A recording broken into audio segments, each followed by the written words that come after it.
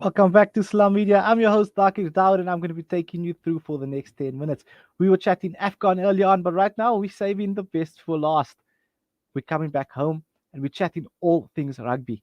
We're going to be chatting to Matthew August, rugby analyst, who's going to be making his debut on Salam Media this evening. We're going to be chatting everything from the URC to the Currie Cup, what went down, star players to watch, and how exactly we see this weekend unfolding. Couple of big games this weekend. We've got the Lions that will be taking on the Sharks at Emirates Elan Park. The Lions Currie Cup team went down earlier this week to the Pumas. And then in the match later on, we've got the Bulls that will be taking on the Stormers at Loftus Versfeld. And that kickoff will be just after 5 o'clock. It's going to be an interesting one. But, well, I mean, we've got an analyst here for a reason, and he's going to be telling us everything that there is to know about these two matches that will be taking place and what went down earlier this week in the Currie Cup. Good evening, Matthew. Thank you for joining me on Salam Media this evening. Good evening to you, Thaakir, and all the listeners that's tuned in. Matthew, let's start with the Currie Cup. I mean, 2 rounds of Currie Cup under the belt. What's your take on the Currie Cup thus far? Do you see any particular team that's just way ahead of the rest, or do you see this Currie Cup being tightly contested and this one going down to the wire?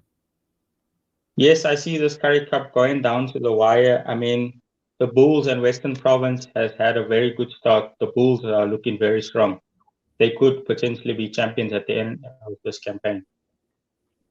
I mean, the Bulls have asserted the dominance in the Currie Cup this year with, performances that were second to none this year. We've seen what they've done against the Western Province team, and we've seen what they've done to the Pumas in their first game. The depth in this Bulls team, do you think that that could be the reason that they're going to be a cut above the rest? Yes, definitely. I think what they've built over the last few years, we're going to see the Bulls dominate SA rugby like they previously did in the past. I think we've seen obviously 2 games go down, and we've seen a bit of a change in the Bulls team. But even though there were so many changes that have been made, we've still seen the likes of a Lionel Mapu, a Harold Foster. We've seen Springboks, Bismarck Duplessis in that team. It's been interesting to see how they've been faring up. And I mean, you've watched the game against Western Province. What did you make of that game that took place earlier this week? I think it was a very exciting game of rugby. That's what I think. Any standout players for you in that match? I think they just had an overall good performance as a team. No, definitely. I mean, they are good. They should be sitting comfortably at the top of the log. And then we come back to Johannesburg and we bring it to the Lions and the Pumas match. I know you quite an avid Lions fan. What do you make of the Lions' performance going down to the Pumas? Nobody expected this one. Did you see it coming? Yeah, it's a very shock performance, especially to lose by so many points. I mean, it's a thrashing that they got, to be honest. And what did you make? What did you make of the performance of the Pumas? They've always been seen as the minnows in the tournament, and they just seem to just cut short of making semi-final spots every year. And this year, could it be something different? Maybe if they continue with their consistency and they can put on performance like they did midweek, definitely. No, I think that'll be quite interesting to see how that one unfolds. Now, I mean, we've had that games. We've seen the Sharks have a bye weekend. I mean, the Greek was as well showing some signs of promise in the opening match against the Cheetahs. What's your take on the smaller teams in this tournament and the fact that they're performing at such a good level, taking on your top dogs in the tournament? I think the smaller teams has improved. I think the overall standard of South African rugby has improved over the last few years since we won the World Cup. And I can see a further improvement by the minnows. Yeah, the smaller teams, yeah. Do you think this has something to do with Rassie Rasmus, the director of coaching, coming in and implementing a few tweaks, and this could see South African rugby being strengthened? Yes, definitely. Rassie is doing a great job and may it continue. Maybe build towards the next World Cup. But now looking at that and also seeing that South African rugby is strengthening and getting stronger, majority of the Springbok players are based abroad and not based locally. Do you see this tournament and obviously the way they play strengthen the chances for our local guys to get a run in the Springbok jumper? Yes, definitely. Mm, Think there's opportunity for them. And mm, also, I've noticed we're having a lot of international players come into our local rugby, like Ben Tapu's making his debut tomorrow for the Sharks, mm. the Australian centre back. I think it's going to be his second game. He made his debut earlier on in the URC. I mean, he's an amazing player, and even Noah, the back that plays for the Sharks that got a red card last week, he is also not a local guy. So it's nice to see a couple of these international players coming back to play on South African soil.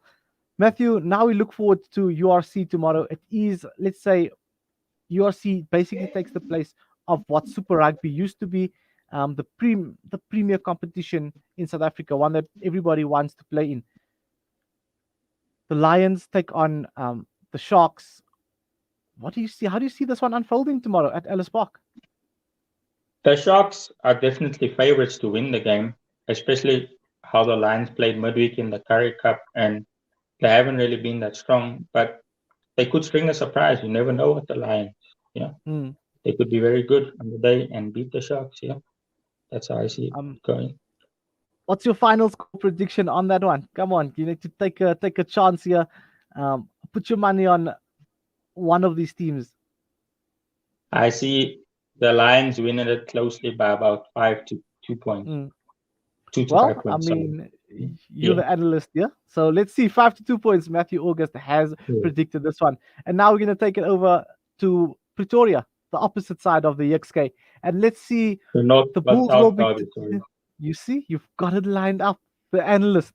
North versus South Derby. How do you see this one unfolding?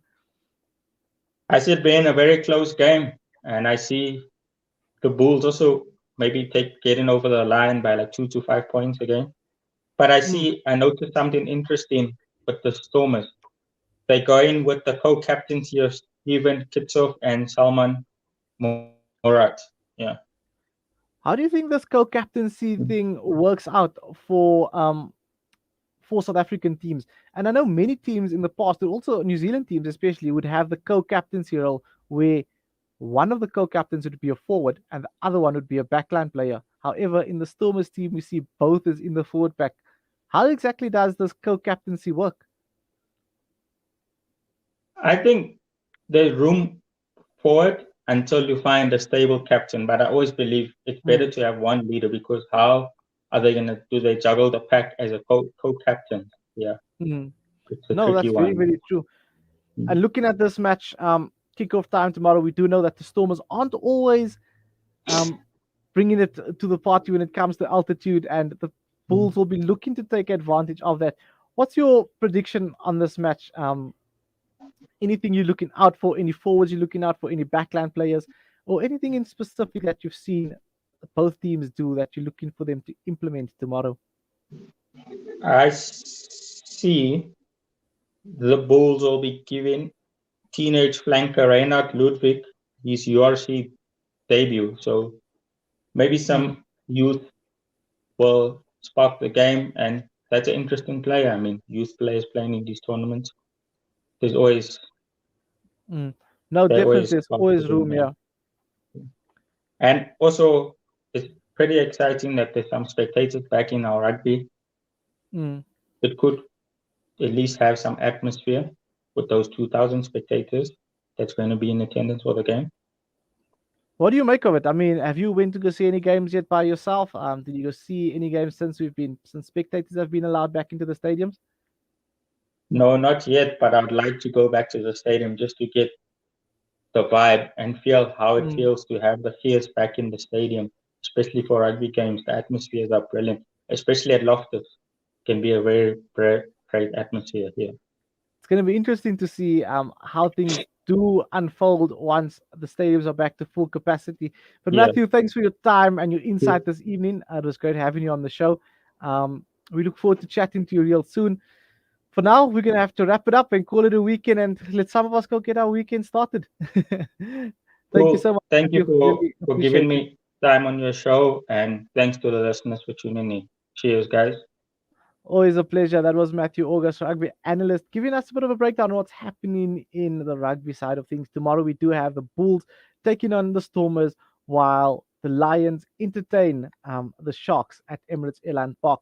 Kickoff for that match is at 3 o'clock, while the Bulls will be taking on the Stormers just after 5 o'clock tomorrow evening. Well, that's it from myself, Thaakir Dawood, for now. I'm going to leave you guys until we meet again on Friday Night Sports with myself, Thaakir Dawood. It's been a pleasure having everybody um, tuning into the show. Remember, you need to follow, share, like, do what you need to do so that this news can head onto someone's timeline who might just need it.